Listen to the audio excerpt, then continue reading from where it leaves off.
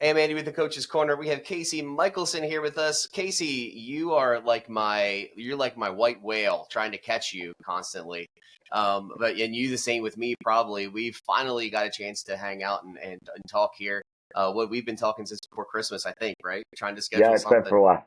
Yeah, practices, wrestling meets, all that happened. A lot of postponements with weather, sicknesses. It's just a rough time of year, but it's good to have you on. I'm glad we're finally at this point here. For those of you that don't know Kacey, he is the St. James Wrestling head coach, and this is your first year, right, Yes, as the yep. head In my coach? first year here as a head wrestling coach and athletic director. Yes, I was going to say you're also the athletic director. I spoke to your assistant athletic director before the end of last year, Alyssa, and we talked a little bit about her duties there and what she does with the girls basketball team. Before you became the head coach here, you have a couple coaching experience at a couple schools here. Assistant coach at Matthews High in Virginia. Are you from the Virginia area? No, actually, I'm from out in Cecil County, Rising Sun, Maryland, Okay. where there's a lot of great wrestling out there. But got my career started down in Virginia, coaching down there. Okay. Yeah, I see here you have a couple others on there. Christ Church School in Virginia as well, Blue Ridge School. And then you were actually head coach at West Nottingham Academy as well Yeah. Oh, for a little bit. something broke. Yeah, yeah. So Oh, you're good. I was at Matthews High School and then doing an internship, working both in public and private school, coaching lacrosse and football as well hmm there. And then just kind of that early part of the career, you kind of find the right place to go. Ended up in Atlanta at a large day school down there for a number of years, where really my coaching, especially in wrestling coaching career, took off. And then came back to Maryland just a few years ago to restart the wrestling program at West Nottingham Academy, where yeah, I'm an alum hmm from West Nottingham Academy. So bringing a wrestling program back there, uh, I couldn't pass up an opportunity to restart a program, especially when I went to school in Cecil County, where I love out there on North Bay, and so yeah. And you attended McDaniel College also in Maryland, and you played lacrosse there. Is that right? I did. So when I went there, I was dead set on wrestling for Coach Law out there Uh-huh. at McDaniel College. Um, and I went in there. It's funny enough, this is actually where my wrestling coaching journey started. I went in the room, and the first couple times I went in the room, I went in with a few other freshmen, and I felt like I was really good. And then I met the starter and a couple of the other guys, and I was getting into some serious deep water there at 6 o'clock in the morning. Um, Knew I loved the sport, recognized that maybe I wasn't quite of that caliber as an athlete myself. And that's immediately when I took to studying it more as a coach and as a martial art. And so when I stopped wrestling, the head lacrosse coach, Coach Reitenbach out there asked me to join the lacrosse team. Because he knew I needed that kind of direction and support in life from a program. And so I spent 2 years on the lacrosse team there. Yeah, I always found lacrosse a very interesting sport. It's not a big sport over here in like the Washington County area. I think some schools may have it. I think Smithsburg has a team, if I'm not mistaken. They I'm do, not yeah. sh not sure of the other teams, but a Boonesboro very does. Yep. Boonesboro. Okay, yeah, a very interesting sport to watch. Kind of I feel like if I had the time to get into it, I would really enjoy it because I was the same way with hockey. I never really had time to sit down and watch hockey, but once I started watching it, I was like, oh man, this is really cool, and it's kind of got the same feel. It's just there's no puck; it's just a ball and you throw it. So, Yeah, but very similar sports. Actually, yeah, the people who organize the rules for both sports and basketball are the same guys. oh okay, So, yeah, interesting. so lacrosse is fun. I invite you to come out and check out a game out here. It's up and down the field, high scoring, a lot of energy, Sure, um, yeah, a little bit more flashy uh-huh. than wrestling. But definitely a great sport. Love it. So you mentioned that wrestling is probably one of the least flashier sports right there, and a lot of people would probably agree with you because on the outside looking in, to the average person, it might seem I don't I mean this in a loving way boring Yeah, because yeah, it's as much of an individual sport as it is a team sport, and a lot of people are used to watching those team sports. to where, it's nonstop exciting action. Even with football, when the action stops, there's something going on the field. You know what I mean?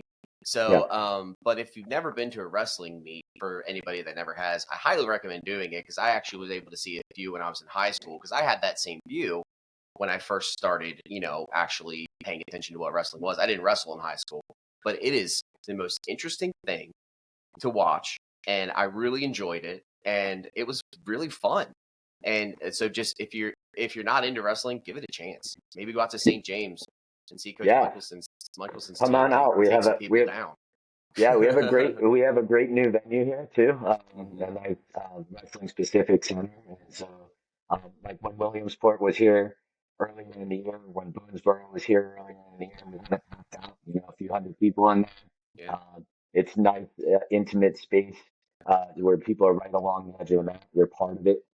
Um, yeah, man, in wrestling, when you first start looking at it, I think part of the issue, and we have this, it's an issue for the sport at the collegiate level too, right? Like all of these guys move on from collegiate wrestling and are doing so great in the UFC and other organizations, and Hmm. it's a great base. A lot of people in martial arts recognize it as a fundamental part of what it means to be a martial artist, and probably the best base for martial arts. And people can watch that and they get it, right? Somebody's either getting Yeah. hit or they're not, Yeah. right? If somebody Yeah. looks like they're winning or losing. Whereas I think a lot of times people look at what's going on in a wrestling match, they don't understand what they're seeing. Hmm. And there's the it factor too. I think people aren't used to people touching one another like that or being Yeah. aggressive Yeah. towards one another in that way. But one of the things I've always loved about wrestling it is a martial art. It's not just brute strength. It's not. Um, Honestly, some of the athleticism you see in basketball or lacrosse or football is profound, right? It's amazing. Sometimes in wrestling, you don't even need to be the best athlete. This sport requires that you don't run away from one another or try to get past somebody. You have to stand right there in the phone booth and, you know, and Yeah. go at each other. It's all shapes and sizes. It's all ages. The growth of the girls' sport has been phenomenal. So, I do encourage people to at least give it a shot. Maybe try to see it as a martial art. Yeah. Like I said, back to my college days when I realized that maybe the body wasn't doing what collegiate athletes could do. There was still something very um, primal, but not primal in a bad way, not barbaric. Um, think really wrestling is at our core, all of us in one way or another, and we can identify with it. The Hmm. struggle, if even if it's just that, Yeah. the you talked about this season. It's actually very fitting that wrestling is during the winter when everybody's sick and they don't want to get out of bed, and Yeah. it's just a grind. Every day is a Yeah. grind. I've always thought that. I love that wrestling is in the winter because it is the person that can get out of bed on a cold morning or when they're not feeling well, um, get their lunch pail and go to work, um, that will find success in the end of the day. That's also the person who's going to start to see the reward from the incremental steps that they put in on a daily basis on a wrestling mat. Yeah, I totally agree with you on it's definitely a grind. I remember in high school, I had a lot of friends that wrestled, and just seeing them working towards their weight, whether they were losing it or they were gaining it, that's part of the grind. But then, like, the work that's put in on the outside, at like that's not at the meets. A lot of time, weight room, practicing. I mean, that's with any sport, but I felt like with wrestling, it was a little more ramped up, because um, when you start to get into it, I could see, like, when the guys would actually, there were always the kids that, I'll try wrestling. There's nothing else for me to do in the winter. Let's give it a Yeah, shot. And then they really get into it, and it's a lot, and it keeps you busy. And that's another good thing in high school with young kids. It keeps you busy, keeps you on track doing the right thing. But I think it's kind of like a gateway sport as well. If you decided, like very you said, much. MMA, even professional wrestling, the fake stuff. Oh yeah. There's a Oh, lot of there's a lot Kurt. of real stuff in that. Yeah. Yeah, Kurt Angle comes to mind. The Olympic gold medalist. He was a professional wrestler for professional organization, and he wrestled. Yeah. What's the Gable, style of the Gable, rest? the What's that? Gable Stevenson now, Yes, yes, yes. Another, yes. the style that we do is folk style or collegiate style. We don't do the Olympic styles in high school season, but freestyle and Greco is what's done in the Olympics, and Kurt Angle is a great example of a champion Yes. there. Yeah. But we do freestyle and Greco just in the spring and summer, and Okay. Yeah. nobody really sees that. It doesn't happen in the schools. You mentioned the weight, and obviously that's another big thing. That's an it factor for our sport for a Yeah. lot of people, especially those that remember the '80s and '90s, and kind Mhm. of before there were rules in place to make sure that the sport is healthier, and Mhm. those are in place now. Um, I think that's also part of the art, like the art of the discipline, right? And that's why people don't recognize how much wrestling is a team sport.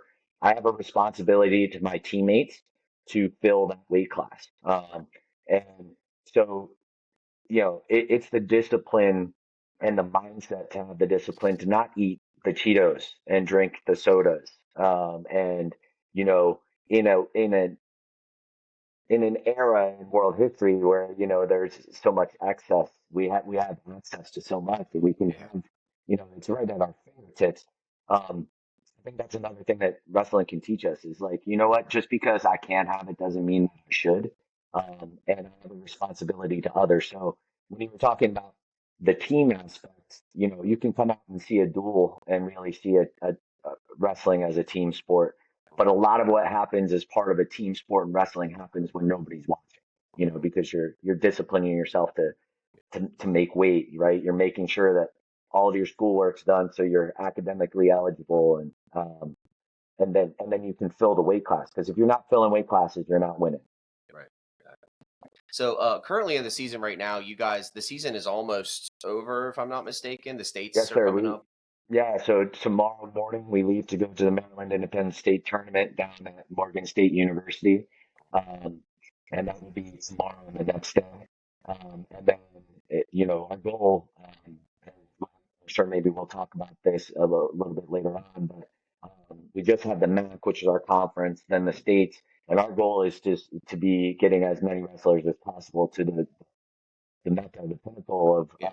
what we can do at private schools, which is national preps, Mhm. and that's next weekend. Okay, cool. Do you want to highlight some of your wrestlers this year that are possibly going to be able to make that tournament? Absolutely. I'm very fortunate because Steve Latchett, who I filled his shoes here, or at least I hope I'm filling his shoes here.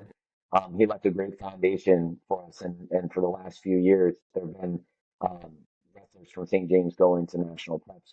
One of those returned this year. His name is Derek Awumi. He qualified to wrestle at national preps last year as a heavyweight, but is wrestling 215 this year. He's a senior and placed seventh in the state last year and went to national preps last year. We also have another a local guy who came here from Tuscarora. His name is Brody Burdett, and he did well. Unfortunately, injury prevented him from finishing the season in the public school state tournament last year. Mhm. But he's currently a six seed wrestler, and so the top six from Maryland automatically qualify Oh, for okay. national preps. So he has a great shot, and has had an amazing season. He's like 33-8 on the season. Wow. But he came over from Tuscarora and is also a lacrosse player, Cool. so I like that. He's got a great shot. And then a couple of students came from West Nottingham, where I was previously. Chase Pugh is on track to win 100 matches in his career. I think he's sitting at 90, so he should do that at the beginning of next season. He's another guy with 30 plus wins and is sitting right on the bubble of qualifying for nationals. And then Michael Holmes is another young man who followed me here who reached 100. He's at 102 wins as a junior now, Wow. or as we call a fifth form student here. Um, and he, could reach 150, Yeah. by the end of his high school career. And he's going into the state tournament as a fifth seed as well. And then we also have two girls going to wrestle at national points. Cool. So sisters, Greer Oh, and cool. Gina Lotzikis are both going to go and wrestle at national points. That's awesome. So I think I how need to change these out for whatever. Sorry, go ahead. that's okay. Can you still hear me? Yeah, it might Okay. have died, but. That's okay. With the states and the national preps approaching, how are you preparing your team as a team and as individual wrestlers as well? Do you have any set I won't say programs, but does the training ramp up a little bit? Do you guys have more practices? What do you guys plan on It's actually the opposite, because of that grind. doing? And I'm glad you asked the question as a team and as an individual, right? Because everybody's individual needs, again, in this art form, we're not running a play as a group. Right. You're fixing or tweaking little things as an individual to perform a little bit better your next time. So that's a very astute question you asked there. As a team, we're always going to warm up, and you need the routine. You need to come into practice and get your warm up, go through your fundamentals, make sure you're, getting the heart rate going, so that the practice ends up doing what you need it to do in terms of being conditioned. Yeah. Um, and then we break out into smaller groups. I have, again, some great coaches on the staff here, and some that you might recognize locally. Brendan Colbert's joined us. He's been an amazing addition. So he's really my lead technician. He's going to take our guys and really break down the little details of, no, your hip needs to go this way, your hand placement needs to be here. And then I have coaches that will break out and work with our big guys because the skill set's very different for them. Um, and then really what we're doing at this point is we're reducing practice time. Right? We should be much more efficient in our practice time. We should be taking care of our bodies, um, making sure that any wounds we have are healing up, caring for our bodies, not trying to do anything. We're not trying to learn anything new. We're Yeah. just trying to tighten things up at this point.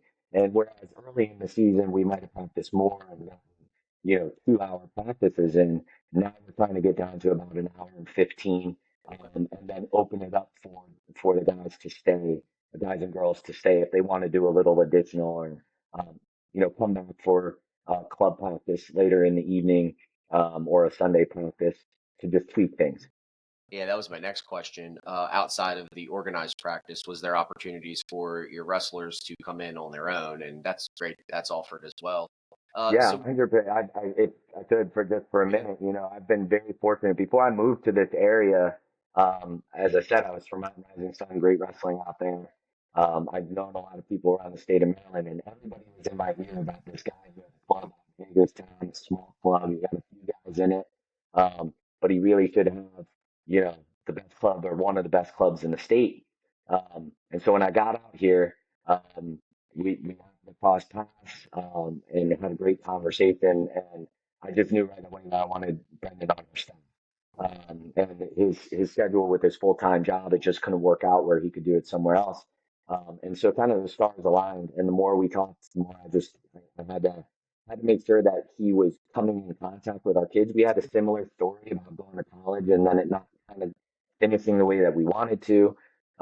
So when you were talking about more opportunities, just to bring that full circle, every uh, Tuesday and Thursday night, we have from 6:30 to 8:30, Coco trained club practice here, okay, and then every Sunday 1 to 3. And I want to make sure that I mention this because the reason why I wanted to do this is not so that we can just make St. James Wrestling St. James Wrestling. yeah, It's not about that. When I'm from back in Rising Sun, that room was open for everybody to come into and prepare. So mm, as we're getting into the end of the season, I'd invite anybody to come over here and find some of those other guys.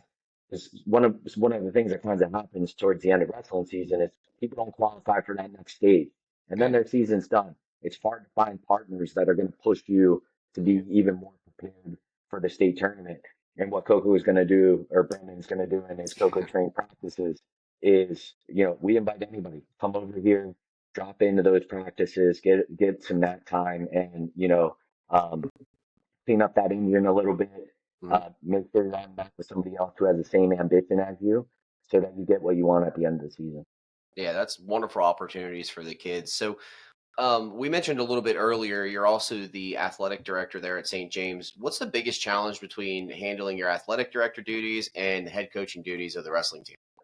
Yeah, I think um, I started smiling as you asked that question because I think I'm learning what they are every day. Yeah. I've been an admissions director before. I was in the history department before and teaching, and those presented their own challenges. Mhm. Um, I think the one that's probably the hardest because it's not on me, I think it has an impact on the community, is just making sure that everybody is aware that I care for the Yeah. programs outside of my own. Uh, That's very important to me when you're coaching one.